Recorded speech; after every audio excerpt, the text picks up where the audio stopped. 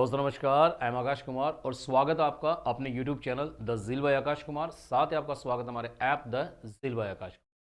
और आइए class start करते हैं। क्लास स्टार्ट करने से पहले ज़रा सब्सक्राइब का बटन दबा दीजिए आप, ओके। और क्लास खत्म होने के बाद में अगर क्लास अच्छी लगती है तो प्लीज़ ज़रूर लाइक करें, शेयर करें। फिलहाल क्लास की ओर से राइट। आज की जो क्लास रहेगी वो थोड़ी सी बड़ी क्लास रहेगी। आप कहोगे सर बड़ी क्लास क्यों रहेगी? इसलिए रहेगी बिकॉज आज हम एक इंपॉर्टेंट लेटर डिस्कस करेंगे। उसका फॉर्मेट भी डिस्कस करेंगे, उसका जो कंटेंट है कम्युनिकेशन वो भी डिस्कस करेंगे, और कुछ क्वेश्चंस भी आप लोगों से मैं डिस्कस करूंगा जो प्रीवियस ईयर्स में आए हैं। यस, तो आराम से थोड़ा सा पेशेंस रख के क्लास को देखना, स्किप ना करें, पूरा वीडियो देखें। कोशिश करूंगा कम से कम ड्यूरेशन की क्लास हो, लेकिन फिर भी मैं पहले बता दिया थोड़ा सा लंबी क्लास आज की रहेगी। प्यारे बच्चों, हम लोगों ने पिछली क्लास जो मैंने की थी वो की थी कि लेटर राइटिंग का क्या रणनीति होनी चाहिए, हमारी स्ट्रैटेजी क्या होनी चाहिए लेटर राइटिंग को लेकर। यस, ये मैंने आपकी एक क्लास की है छोटी सी, आपने देखी होगी कि किस लेटर को हमको पहले पढ़ना चाहिए, चाहे वो आरबीएसई हो चाहे वो सीबीएसई हो। यस, किस लेटर से तैयारी शुरू करनी चाहिए वो हमने पिछली क्लास में देखा।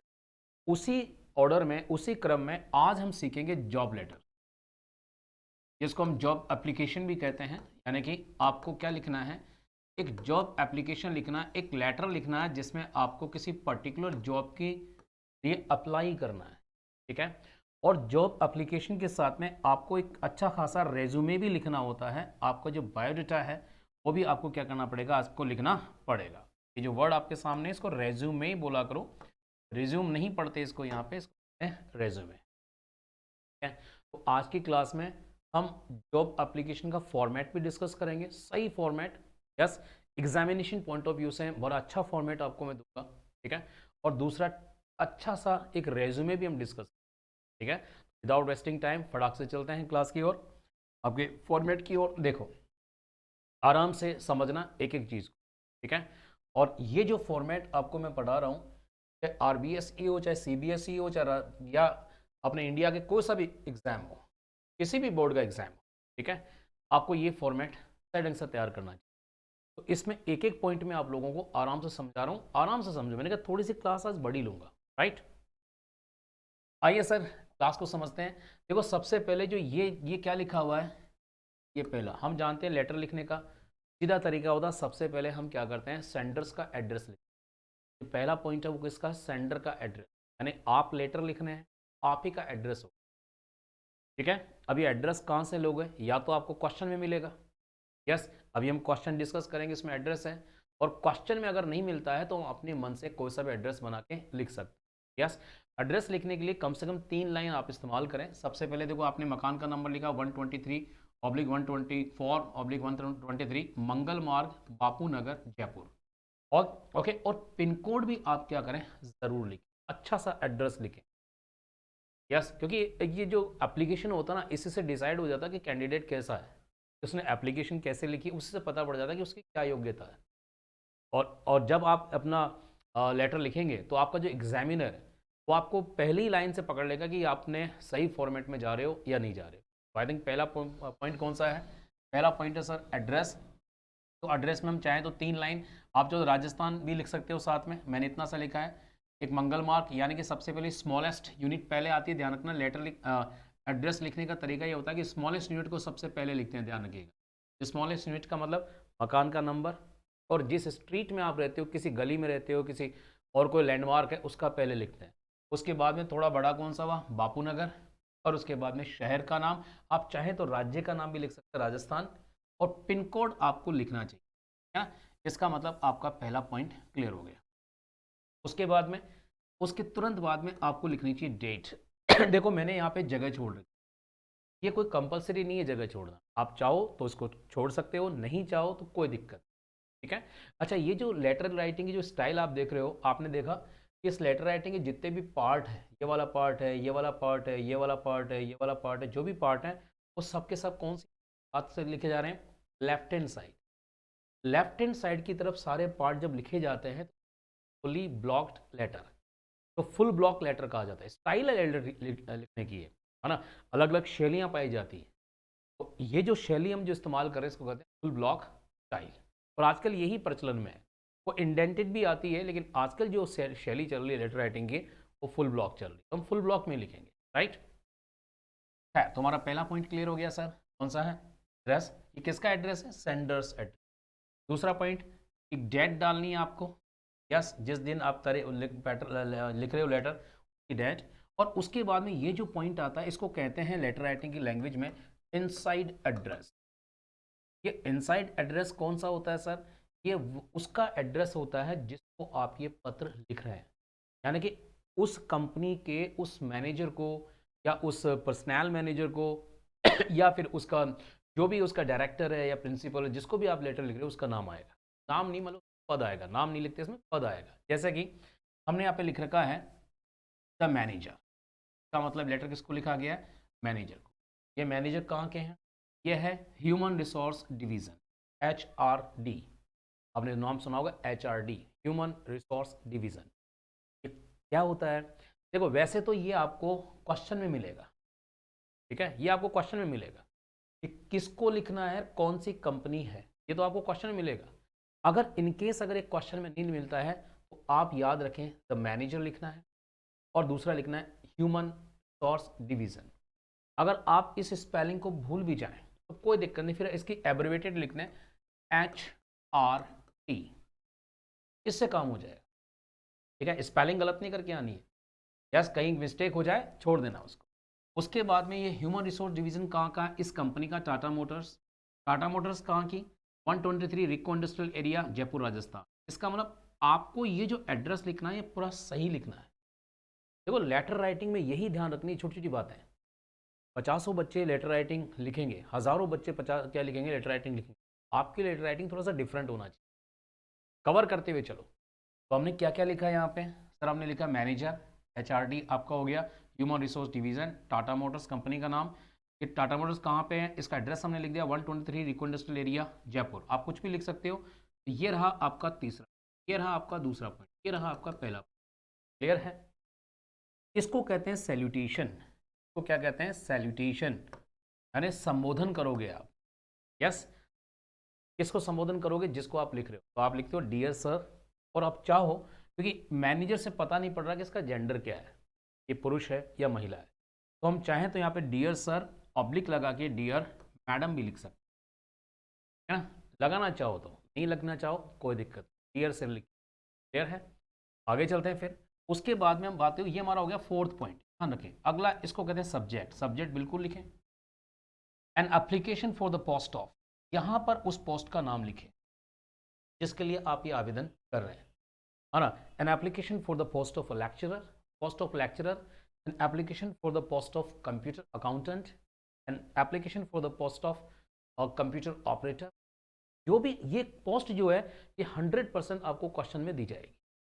तो यहाँ पर किसका नाम लिखना है? जो जिस पोस्ट के लिए, जिस पद के लिए आप आवेदन कर रहे हैं उस पद का आपको नाम लिखना है। यस, ये हो गया आपका पांचवा पॉइंट। एक एक पॉइंट को समझ, ठीक है। अब इसके बाद में ये जो आप देख रहे हो इसको कहते हैं कम्युनिकेशन, जिसको आप अपनी लैंग्वेज में क्या बोलते हो? यूजुअली इसको आप अपनी लैंग्वेज में बोलते हो मैन बॉडी। इसको कहा जाता है कम्युनिकेशन, ठीक है। ऐसे नंबरिंग करके नहीं आनी है, ये तो आपको मैं याद करने के लिए बता रहा हूँ, ठीक है।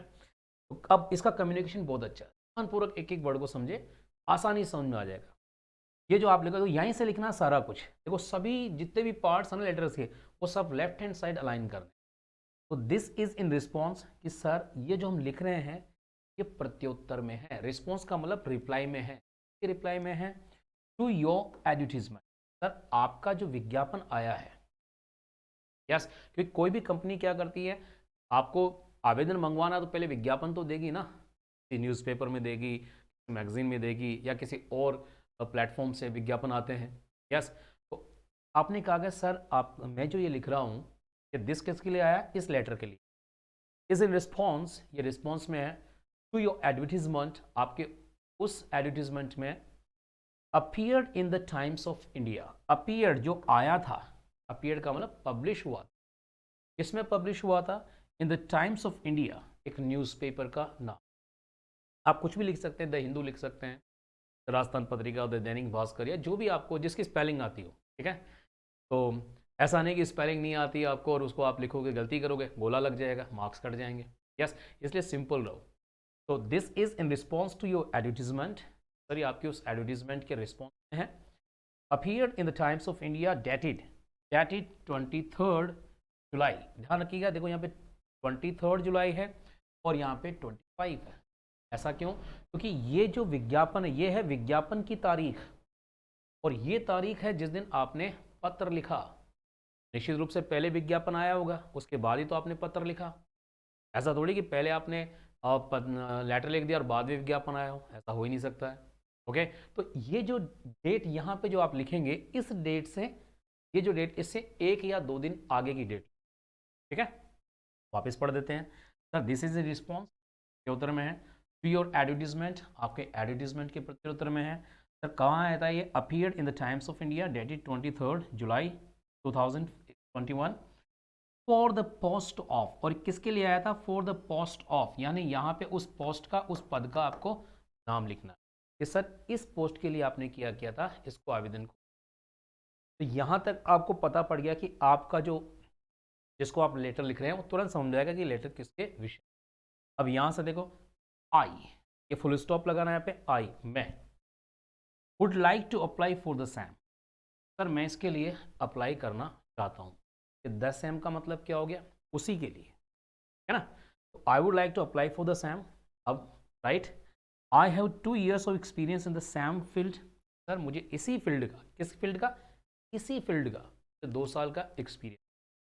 ठीक है, आपने क्या लिखा? I would like to apply for the same, I have 2 years of experience the same field, besides, इसके अलावा, है ना? थोड़ी सी एक लाइन अपनी तारीफ में लिख, कोई दिक्कत नहीं, हमें तो वैसे 6 नंबर चाहिए, लेकिन लिखना चाहिए, आपको पता होना चाहिए कि आप में क्या क्वालिटी है। तो बिसाइड्स का मतलब होता है इसके अलावा, यानी कि एक्सपीरियंस के अलावा मेरे में क्या क्वालिटी है? सर माई एकेडमिक क्वालिफिकेशन, मेरी जो शैक्षणिक योग्यताएं हैं, एकेडमिक क्वालिफिकेशन का मतलब मेरी जो शैक्षणिक योग्यताएं, तो माई एकेडमिक क्वालिफिकेशन, यस, गुड। अब देखो इसके आगे चल रहे हैं, यहाँ तक का मैटर आपको अच्छी तरह समझ में, यस, कोई दिक्कत नहीं है। तो यहाँ से उठाऊंगा मैं बिसाइड्स, कि इन सब के अलावा my academic qualification, okay, good, good के बाद में देखो गुड कम्युनिकेशन स्किल्स, आगे क्या लिखा है? गुड कम्युनिकेशन स्किल, थोड़ा सा बड़ा कर लेते हैं, दैट इज ओके।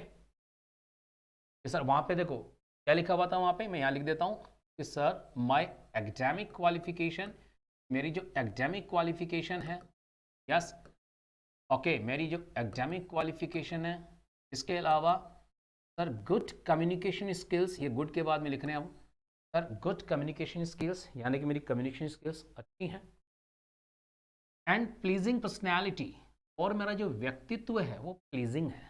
मतलब प्लीजिंग पर्सनैलिटी का मतलब सामने वाले को खुश कर दे, यानी कि मैं बोरिंग इंसान नहीं हूँ। मैं जब काम करूँगा तो क्या करूँगा, सामने जो हमारे कस्टमर्स होंगे या जो भी हमारे जो सर्विस लेने वाले होंगे उन सबको मैं प्लीज़ करूँ, होना चाहिए। कई लोग होते हैं जो ऑफिस में बैठे हुए हैं लेकिन कस्टमर के साथ में सही बिहेव नहीं होता है, वेल क्वालिफाइड होते हैं लेकिन प्लीजिंग पर्सनैलिटी नहीं रखते हैं। तो आपने 3 बातें कही, my academic qualification, good communication skills and pleasing personality make me a suitable candidate for the job. ये सिर्फ 3 चीज़ें मुझे इस जॉब के लिए एक उचित अभ्यर्थी, कैंडिडेट बनाती। ठीक है, तो थोड़ा सा आपने अपने बारे में बता दिया, राइट। इफ सेलेक्टेड, कि सर अगर मुझे सेलेक्ट किया जाता है, I assure you best of my services, मैं आपको विश्वास दिलाता हूँ, I assure you best of my service, कि मैं अपने सर्वोत्तम सेवाओं को आपको विश्वास दिलाता हूँ कि मैं आपको दूंगा। I have enclosed my resume for your perusal, आपके विचार के लिए, विचारण के लिए, ये जो नया वर्ड दिया आपको मैंने परूजल, इसका मतलब था विचारण के लिए, कि आपके परूजल के लिए, आपके कंसीडरेशन के लिए, यस, मैंने अपना रेज्यूमे इसके साथ में पोस्ट कर, ये 2 वर्ड मैंने आपको दिए हैं यहाँ पे, परूजल एंड कंसीडरेशन, क्लियर है? तो पहले आपने क्या कहा कि सर अपने जॉब के लिए मैं ऑफर अपना, I would like to apply for the same, I have 2 years of experience, 2 साल का एक्सपीरियंस है। फिर आपने 3 क्वालिटी बताई, सर माई एकेडमिक क्वालिफिकेशन, कुछ कम्युनिकेशन स्किल्स एंड, और आपने बताया pleasing personality, make me a suitable candidate for the job. और आपने बताया कि आपने अपना रेज्यूमे पोस्ट कर दिया है, किसके लिए? Approval and consideration. अब खत्म करेंगे। I am looking forward to meeting you in person. Meeting you person का मतलब है व्यक्तिगत से मिलना। तो मुझे आशा है, आई एम लुकिंग फॉरवर्ड मीन्स मुझे आशा है आपसे मैं व्यक्तिगत मिलूंगा, यानी कि आपसे व्यक्तिगत रूप से की आशा है, राइट? यानी कि आप मुझे, उसके बाद में थैंक यू, ध्यान रखिएगा यहाँ पे थैंक यू लिखें। मैंने कई बार देखा यहाँ पे बच्चे लिख के आते हैं थैंकिंग यू, ध्यानपूर्वक समझिएगा। क्या क्या लिख के आते हैं? Thanking you. ओके, देखा जाए ये गलत है। सीबीएसई ने भी अपना एक लेटर आपको नेट पे मिल जाएगा। यस, उस उन्होंने भी जो लेटर दिया, कब जो फॉर्मेट दिया उसमें साफ लिखा है कि हैंगिंग पार्टिसिपल, क्या कहते हैं? हैंगिंग पार्टिसिपल से कभी भी लेटर को एंड नहीं करना। इससे बेटर कि फुल आप सेंटेंस लिखें थैंक यू, तो आप हैंगिंग पार्टिसिपल इस्तेमाल ना करें। हालांकि कई बार बच्चे बोलते हैं कि सर हमारे तो ऐसे सिखाया गया, तो हो सकता है ठीक है उन्होंने सिखाया हो, लेकिन करेक्ट नहीं। करेक्ट तो कौन सा है? ठीक है, थैंक यू, धन्यवाद, विद रिगार्ड्स, सम्मान के साथ, योर्स फेथफुली। और उसके बाद में कुमार आकाश कौन है? ये वो जो लेटर लिखा। और ये क्या है? सिग्नेचर है, ध्यान रखना, ये इंपॉर्टेंट बात है यहाँ पे। अगर आप सीबीएसई का जो फॉर्मेट दिया ना उसमें दो बातें कंपलसरी गई, डेट और सिग्नेचर।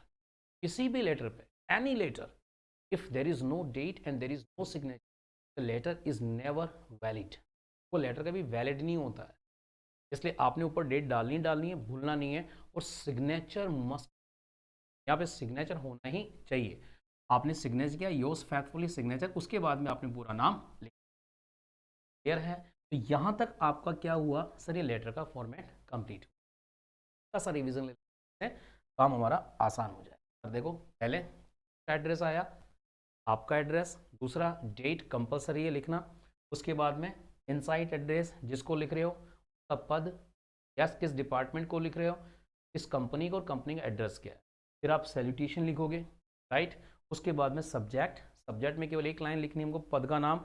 और फिर आपने लिखा कि सर आपका न्यूज़पेपर में ये क्या आया है, जो एडवर्टीजमेंट आया है, this is in response to the advertisement appear in Times of India dated this, और मैं for the post of this, इस पोस्ट के लिए मैं I would like to apply for the, apply करना चाहता हूँ। I have two experience of the same field, same field में मुझे 2 साल का एक्सपीरियंस है। इसके अलावा बिसाइड्स इन क्वालिटी बताई, my academic qualifications, good communication skills and what pleasing personality make me a suitable candidate. और फिर आपने बताया कि सर मैंने अपना रेज्यूमे आपकी अप्रूवल के लिए और आपकी कंसिडरेशन के लिए पोस्ट कर दिया। फिर आपने लिखा आई एम लुकिंग फॉरवर्ड, देखो सिंपल से रिवीजन तुरंत करते रहो। I am looking forward to meeting you in person, thank you, with regards yours faith Kumar Akash. ये रहे। तो यहाँ तक क्या हुआ? यहाँ तक आपका आ गया क्या? लेटर, आधा पार्ट हो गया। अब इस आप चाहो तो जैसे कि मेरा यहाँ पेज बच गया है, तो आप यहीं से अपना रेज्यूमे लिखना शुरू, ठीक है ना? ऐसा नहीं कि अगले पेज पे लिखे, नहीं, यहीं से लिखना शुरू कर। अगर ये लेटर यहाँ खत्म होता तो अगले पेज पे ले लेते, आप तो यहीं से लिखना कंटिन्यू रखें, राइट? अब रेज्यूमे में सबसे पहले देखो ये क्या है, आप देखो ये क्या है, कुमार आकाश। यार यहाँ पे एक पॉइंट इंपॉर्टेंट है, आपको कुछ भी डालना नहीं, टाइटल डालने की जरूरत नहीं है। यहाँ पे आजकल टाइटल नहीं डाला जाता, सीधा लिखेंगे 2 बातें। एक, किसने पत्र लिखा? इसने, इसका मतलब कुमार आकाश को, या आपको क्या करना, ये नाम कहाँ मिलेगा? ये क्वेश्चन में। उसके बाद में क्या लिखोगे? सर आपका फुल एड्रेस होना चाहिए, ध्यान रखना यहाँ पे आपका जो पोस्टल एड्रेस होता है ना, कंपनी सबसे पहले, ध्यान रखिएगा, एड्रेस सबसे पहले अपने रेज्यूमे पे लिखा जाता है, जैसे कंपनी तुरंत आपसे कांटेक्ट कर सके। एड्रेस में क्या क्या लिखोगे? सर पूरा जो आपका पोस्टल एड्रेस होता है वो आ गया, वही जो अपन ऊपर ने लिखा था। कहाँ लिखा था? देखो हमने ये लेटर यहाँ लिखा था, यही एड्रेस अपन को क्या लिखना है? इस जगह लिखना है। उसके बाद में ईमेल ज़रूर लिखें, कुछ भी ईमेल आईडी बना के लिखें, क्योंकि आजकल कंपनी आपको लेटर भेजती नहीं है सर, सीधा ईमेल करती है, इसलिए आपको ईमेल लिखना है। और साथ ही अपने कॉन्टैक्ट नंबर भी आप लिख दें, कुछ भी इमेजिनरी बना के, जैसे मैंने बना रखा है 9988776666। आपका पहला पॉइंट क्लियर हो गया, किसका? रेज्यूमे का पहला पॉइंट क्लियर हो गया। नाम और एड्रेस आएगा, एड्रेस के साथ में एक ईमेल आईडी ज़रूर लिखनी है और कॉन्टैक्ट नंबर ज़रूर लिखना है। एक अच्छा रेज्यूमे यहाँ से स्टार्ट होता है, ठीक है? उसके बाद में क्या लिखें सर रेज्यूमे में? बहुत आसान है। उसके बाद में देखो हमें यहाँ पे एक पॉइंट डालना है, आपने वो डाल दिया, उसके बाद में लिखे पर्सनल प्रोफाइल। अपनी पर्सनल प्रोफाइल के बारे में 4 बातें छोटी छोटी मेंशन कर फटाफट। कौन कौन सी बातें सर? फादर्स नेम, अपने पिताजी का नाम। मदर्स नेम, अच्छा रहेगा मदर्स नेम भी इंक्लूड कर दें। GOB, date of birth, okay. And marital status, आपकी वैवाहिक स्थिति क्या है। अगर आप अनमेरिड हैं तो लिखे सिंगल, अगर आप मैरिड हैं तो लिखे मैरिड। क्लियर? 4 बातें। पहले क्या लिखिए आपने? नाम, एड्रेस, ID और कॉन्टैक्ट नंबर। फिर एक लाइन छोड़ दें, टाइटल डालें पर्सनल प्रोफाइल। ठीक है, उसमें 4 बातें, father's name, mother's name, date of birth and marital. ठीक है। अब सबसे इंपॉर्टेंट है एकेडमिक क्वालिफिकेशन, इसको थोड़ा सा ध्यान में रखें। यहाँ आपका एग्जामिनर आपको यहाँ जरूर चेक करे, तो जिस पोस्ट के लिए आप आवेदन कर रहे हैं उसी पोस्ट के अकॉर्डेंस में, अकॉर्डेंस का मतलब उसी के अनुसार आपकी क्या होनी चाहिए, क्वालिफिकेशन होनी चाहिए। कैसे सर? जैसे कि आप जिस पोस्ट के लिए आवेदन कर रहे हैं वो लेक्चरर है फिजिक्स का, पोस्ट कौन सी है? फिजिक्स के लेक्चरर, तो आपको MSc इन फिजिक्स होना चाहिए। यस, वहाँ पे आप MA इन इंग्लिश तो नहीं लिख सकते, क्या लिखना पड़ेगा? MSc in physics. मान लीजिए कंप्यूटर ऑपरेटर के लिए आप क्या कर रहे हो, आवेदन कर रहे हो, तो आपके पास में कुछ ना कुछ कंप्यूटर का क्या होना चाहिए, कोई कोर्स होना चाहिए। आप BCA हो सकते हैं, PGDCA हो सकते हैं, कुछ भी नहीं होता, RIT हो सकता है। लेकिन आपको लिखना ज़रूर है किसके अंदर, आपकी जो एकेडमिक क्वालिफिकेशंस है वो सारी के सारी must be in accordance with the post. किसके अकॉर्डिंग होना चाहिए? पोस्ट के अकॉर्डिंग चाहिए, राइट। अब दूसरा सवाल है कि सर हम एकेडमिक क्वालिफिकेशन में हमारी 10वीं क्लास है, 12th क्लास है ना, ग्रेजुएशन है और पोस्ट ग्रेजुएशन है, यही होती है। तो सर इसको किस सीक्वेंस में लिखें? पहले क्या हम 10th क्लास लिखें या पहले हम ये जो ये लिखें? तो बच्चों ध्यान रखिए, बड़ा इंपॉर्टेंट पॉइंट है ना। आपका जो एम्प्लॉयर है, यानी जो आपको नौकरी दे, उसको आपकी 10th क्लास में इंटरेस्ट नहीं है, उसको आपकी लेटेस्ट जो आपने डिग्री ली है ना उसमें इंटरेस्ट रहे, जो आपने हाल ही में डिग्री ली। इसीलिए सही जो रेज्यूमे होता है ना उसमें जो आपने लेटेस्ट जो डिग्री ली ना उसको सबसे पहले लिखना है, यानी कि नंबर 1 पे आपकी सबसे नई डिग्री आनी चाहिए। तो यहाँ पे आपने डिग्री का नाम लिखना है, जैसे पहला क्वालिफिकेशन आपने लिख दिया यहाँ पे, जैसे कि आपने लिख दिया MA master in English, MA in English, आपको पूरा लिखना है तो जगह थोड़ी सी कम है इसलिए मैं MA इन इंग्लिश ये लिख दिया। MA physics, MA in English, what जो भी है, फ्रॉम राजस्थान यूनिवर्सिटी। कहाँ से करी डिग्री? राजस्थान यूनिवर्सिटी से। विद, मान लीजिए आपने लिख दिया 65% ऑफ मार्क्स, कि हमारे पास में 65% मार्क्स हैं, और कौन से साल में करी? आपने लिख दिया 2001। तीन बातें, कौन सी डिग्री, किस यूनिवर्सिटी से, कितनी परसेंटेज थी और कब करी, 4 बातें। फिर इससे कम डिग्री, मान लीजिए आपने लिख दिया BA, ठीक है, आपने 12th लिख दिया। BA फ्रॉम, अगर आपने MA लिखा तो BA 4 लिख दीजिए, मैंने यहाँ पे 3 लिख रखा, आप 4 लिख दीजिए। BA from Rajasthan university with 70% of marks in 2000, अब 3 साल 2 साल कम कर दिए, 2019, सिंपल। यस, उसके बाद में आप चाहो तो 10th लिख सकते हो। स्कूल का लिखने के लिए ये होता है कि ये है, जैसे हमने मान ली यहाँ लिख दिया, 1 मिनट के लिए लिख देते हैं 12th, आपने 12th की फ्रॉम RBSE या CBSE विद 75% मार्क्स इन 2017, 2017 में की, 16 में की। यस, इसके बाद में आप 10th लिख सकते हैं, चॉइस आपकी है। बस आपको मैं ये कहना चाहता हूँ, इसमें आपको इतना समझना है कि जो हाईएस्ट डिग्री पहले लिखें, 1 2 3 दो ही बातें ध्यान रखिए, हाईएस्ट डिग्री पहले लिखें और जो भी आप क्वालिफिकेशन है वो आपके जॉब के अकॉर्डेंस चाहिए।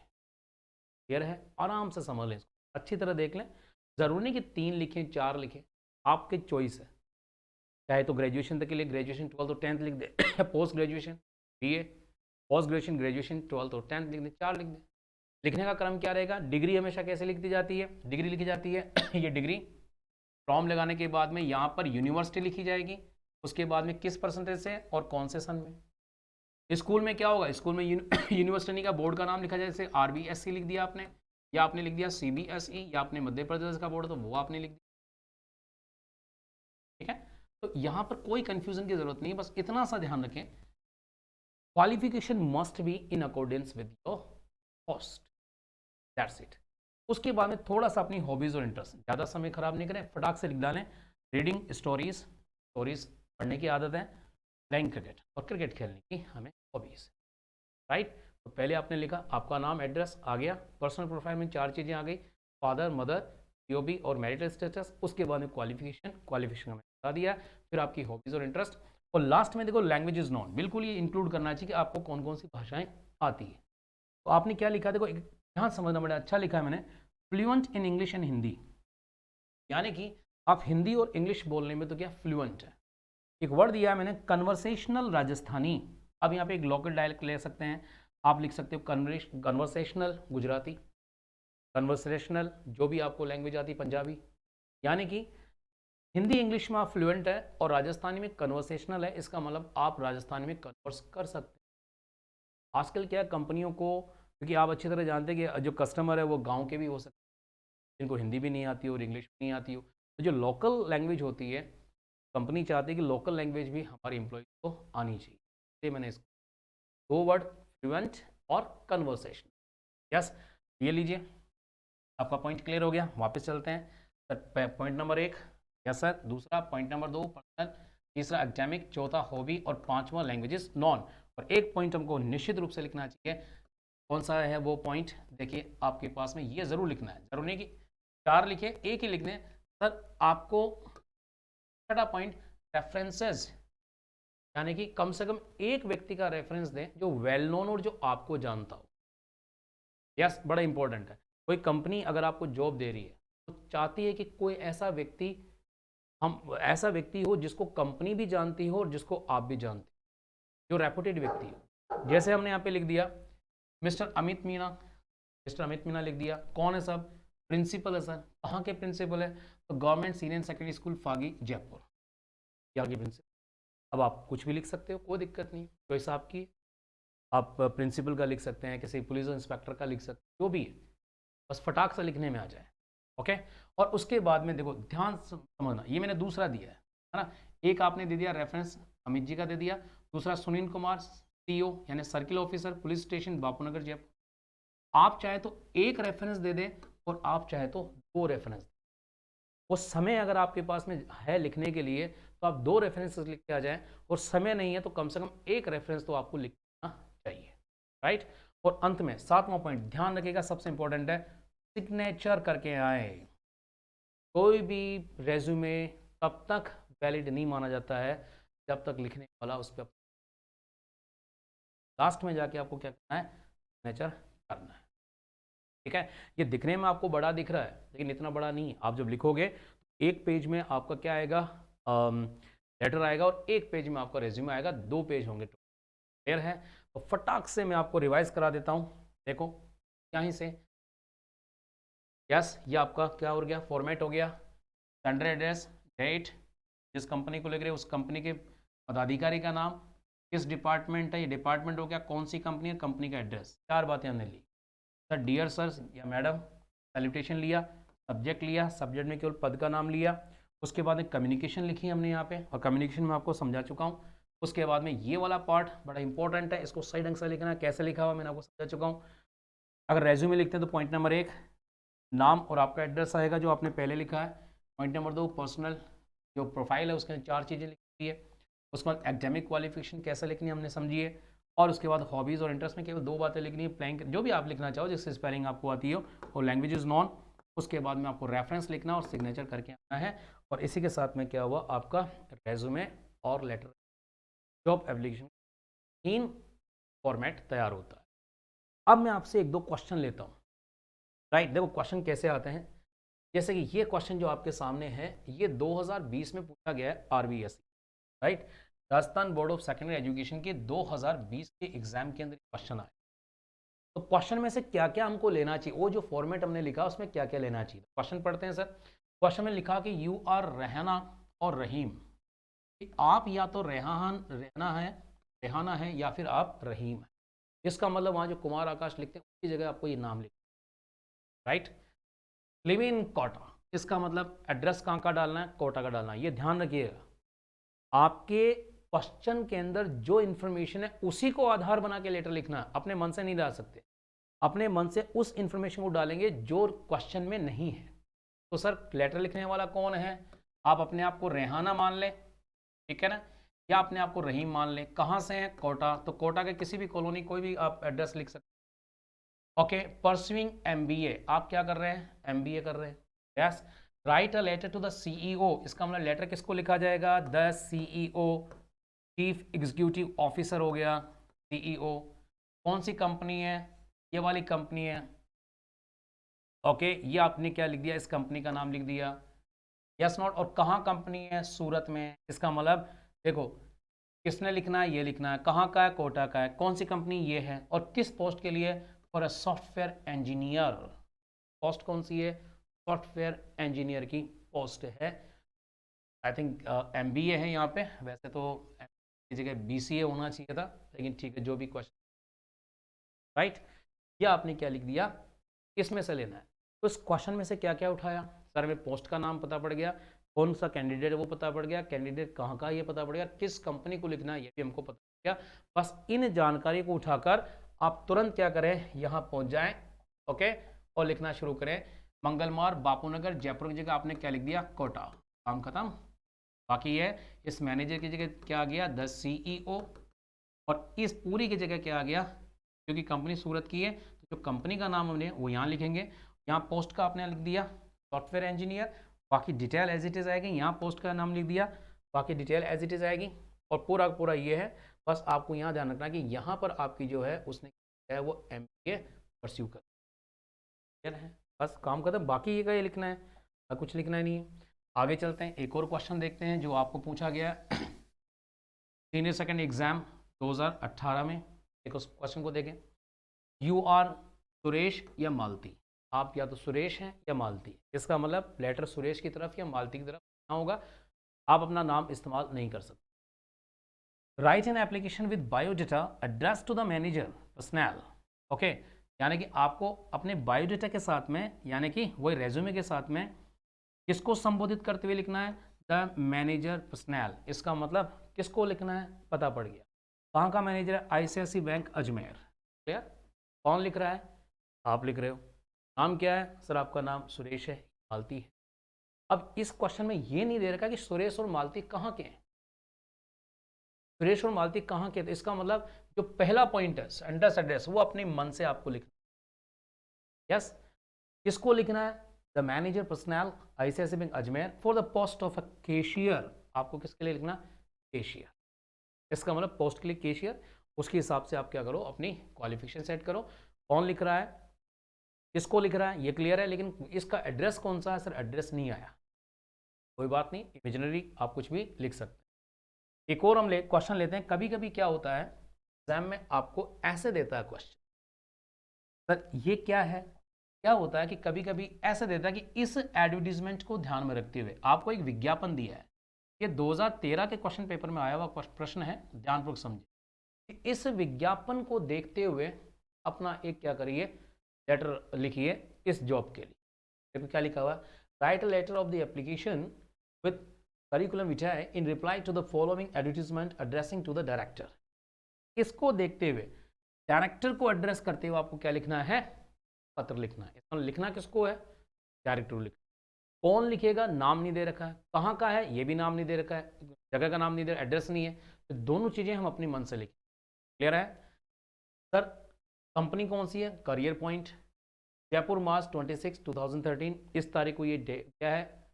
आया है। इसका मतलब जो हम डेट लिखेंगे सर वो कम से कम 27 लिखेंगे। ये भी क्लियर हो गया।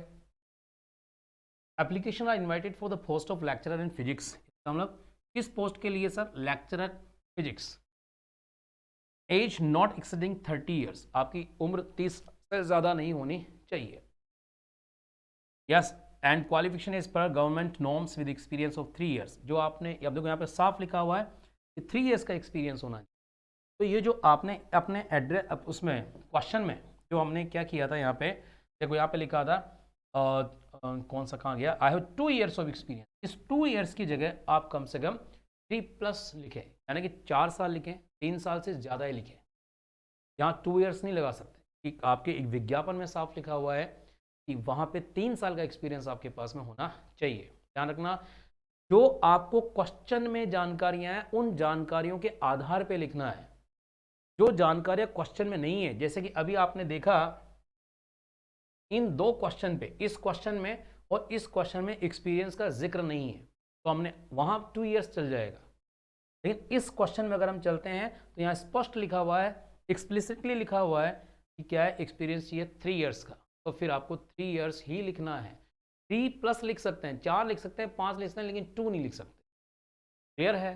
तो इस विज्ञापन के आधार पे क्या करिए, अपना पत्र। बच्चों ये रहा आज की हमारी क्लास। ज़्यादा समय तो मैंने, थोड़ा सा समय ले लिया मैंने आपका, लेकिन आपको क्लास अच्छी तरह में आई होगी। यस, आप इस क्लास को 1 बार 2 बार 3 बार जितना देख सके उतना देखें। ये जो मैंने अभी आपको जो स्लाइड चलाई है उसका स्क्रीनशॉट ले लें और 1-2 बार लिख लें। मुश्किल नहीं है, कोई भी मैंने इसमें नया वर्ड इस्तेमाल नहीं किया कि एक वर्ड नया आया, कौन सा, कंसिडरेशन और प्रूजल। आई थिंक आसान शब्द है, स्पेलिंग आसानी से उनके समझ में आ जाएगी। ठीक है, तो I wish you very best. और एग्ज़ाम के अंदर अगर ये जॉब एप्लीकेशन आता है 6 आउट ऑफ 6 या जिस भी बोर्ड में आपके हैं, जो भी आपके मार्क्स उस सेट हैं, पूरे में से पूरे मार्क्स हमको लेने हैं। ओके, और इसको 2 3 4 बार लिखकर आपको क्या करनी है, प्रैक्टिस करनी। ऐसा ना करें कि आपको याद है। कई बार स्टूडेंट बोलता है साहब मुझे तो याद है, मुझे याद है, इस धुन में रह जाता है, और जब वो लिखने के लिए आता है कहीं स्पेलिंग मिस्टेक हो जाती है, कभी फॉर्मेट उसका गलत हो जाता है। प्लीज़ लिख कर प्रैक्टिस करके जाएँ, ठीक है ना। वो दिक्कत आती है तो कमेंट सेक्शन में आप ज़रूर मेरे को दिक्कत बताया करो। यस, मिलते हैं अगली क्लास के अंदर। अगली क्लास भी आपके लेटर की रहेगी। ओके, और अगर क्लास अच्छी लगी लाइक ज़रूर करें और अपने दोस्तों के साथ में शेयर ज़रूर करें, और चैनल सब्सक्राइब करके बेल आइकन। अगली क्लास में। जय हिंद।